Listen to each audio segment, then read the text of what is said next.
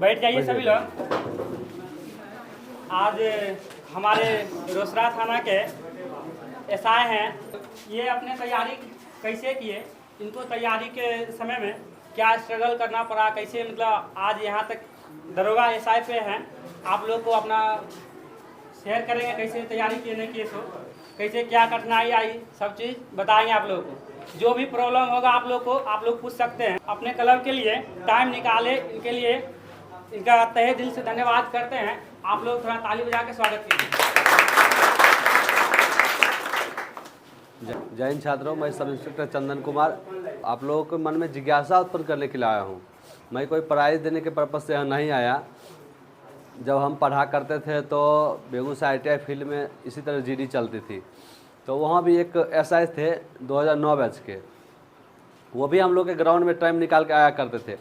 खासकर डेली तो नहीं आया करते थे, जिस दिन टेस्ट होती थी, टेस्ट का रिजल्ट जब होता था तो उस टाइम में उनको बुलाया जाता था, और मैं भी उन्हीं से इंस्पायर हुआ करता था कि चलो भाई हम भी इनके तरह बने, कल के डेट में हम भी किसी को इंस्पायर करें और हमसे कोई इंस्पायर होके मेरे से पोस्ट पे आए। तो मेरे मन में जिज्ञासा हुआ और साथ ही इन्होंने रिक्वेस्ट किया कि सर आइए आइए, तो सोचे कि चलो भाई जाते हैं, स्टूडेंट के मन में कुछ अलग जिज्ञासा उत्पन्न करते हैं। तो आप लोग से यही कहेंगे टेस्ट जो होती है, आपसे जो क्वेश्चन नहीं बनता उसको घर पे जाके देखिए, क्यों नहीं बना, हमें क्या कमी था, उसका पूरा अच्छा से निचोड़ निकालिए, उसका पूरा टॉपिक पे जाइए और अच्छा से तैयारी कीजिए। हर वीक में जो जो क्वेश्चन आपसे नहीं बनता है उस टॉपिक को अच्छा से पढ़िए और क्लियर करते जाइए।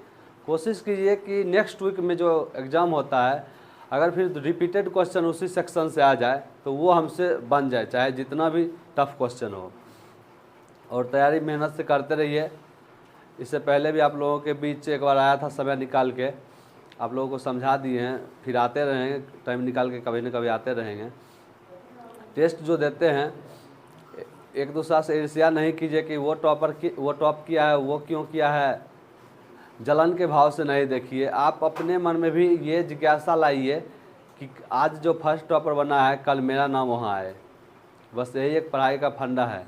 अगर आपके मन में ये आ जाए कि फर्स्ट हम भी आ जाएं, तो कहीं ना कहीं आपका सिलेक्शन कोई नहीं रोक पाएगा। और हाँ, टॉपिक जो बोल दिए, जो छूट गया आपसे, जो नहीं बना, वो टॉपिक पे विशेष रूप से ध्यान दीजिए कि क्यों नहीं बना, उसको अच्छा से पढ़िए, उसको पूरा जड़ तक जाइए। यही टेस्ट का यही फ़ायदा होता है। और हर सप्ताह टेस्ट में पार्टिसिपेट कीजिए। मान लिया क्लास एक दो छूट गया कोई बात नहीं, लेकिन टेस्ट नहीं छूटना चाहिए। यही आप लोग से रिक्वेस्ट करते हैं। और आगे मेहनत दिल से कीजिए, ईमानदारी से कीजिए, फिर आपका सिलेक्शन कोई नहीं रोक पाएगा। आप जब तैयारी कर रहे थे तो उसमें कठिनाई क्या क्या आ रही थी? जैसे मतलब आप मैथ रीजनिंग पढ़ते थे तो मतलब फिर GK GS छूट जाता था, फिर GK GS पढ़ते नहीं, मैं कभी ये सोच के नहीं चलता था कि मैथ नहीं पढ़ेंगे, GK GS ही पढ़ेंगे या फिर करेंट अफेयर पढ़ेंगे। मैं सभी को समान रूप से ले जाया करता था। करेंट अफेयर भी हमेशा डेली कोई ना बहुत सारी चैनल है, डेली कोई ना चैनल ज्वाइन कर लीजिए। 20 मिनट 25 मिनट का रहता है।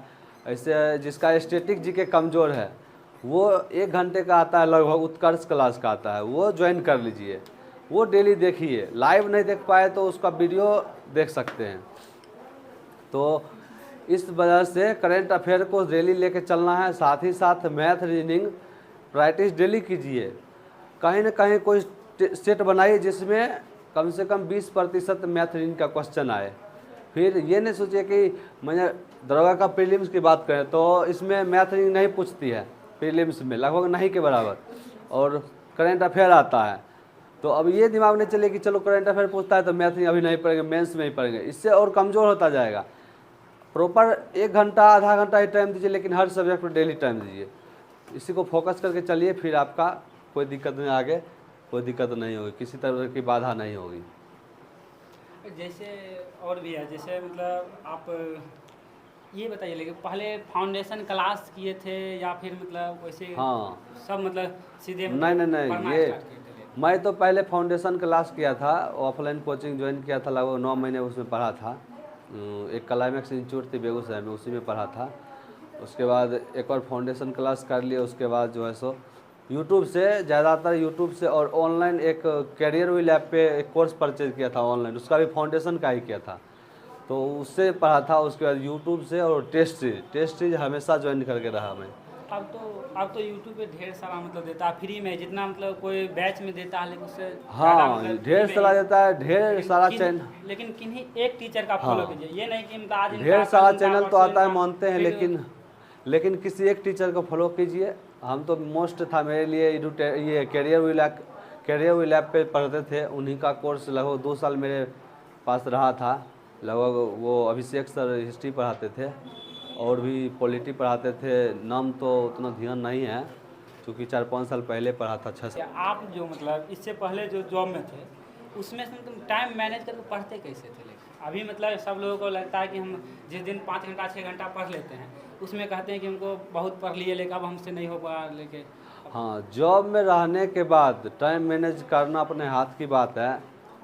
मैं ऑफिस में जाता था तो ऑफिस में भी पढ़ाई लिखाई करता था, उसके डेरा पे आता था, डेरा पे भी मेरा जो रूममेट था वो भी बहुत कोऑपरेटिव थे।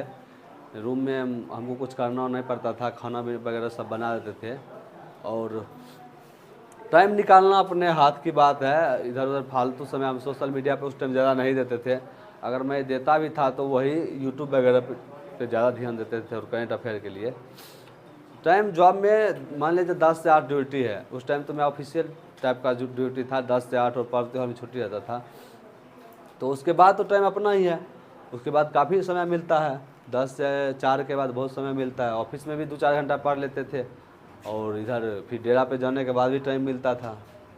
कभी हमको ये नहीं लगा कि हम जॉब में हैं और हमसे तैयारी नहीं हो पाई। इस चीज़ को हम भूल के चले कि मेरे पास टाइम नहीं है, हम जॉब करते हैं और हमसे तैयारी कैसे होगा। ये चीज़ का भी दिमाग नहीं लाना है। अगर किसी को कोई जॉब लग भी जाए तो जॉब कर लेना है, पहले पकड़ लेना है, फिर आगे तैयारी करते रहना है, कोई दिक्कत नहीं। जॉब कभी बाधक नहीं बनने दीजिए, उसको और मोटिवेशन बना लीजिए कि चलो भाई एक तो है मेरे लिए, और ईमानदारी से लगे रहिए, कहीं ना कहीं फिर होगा ही।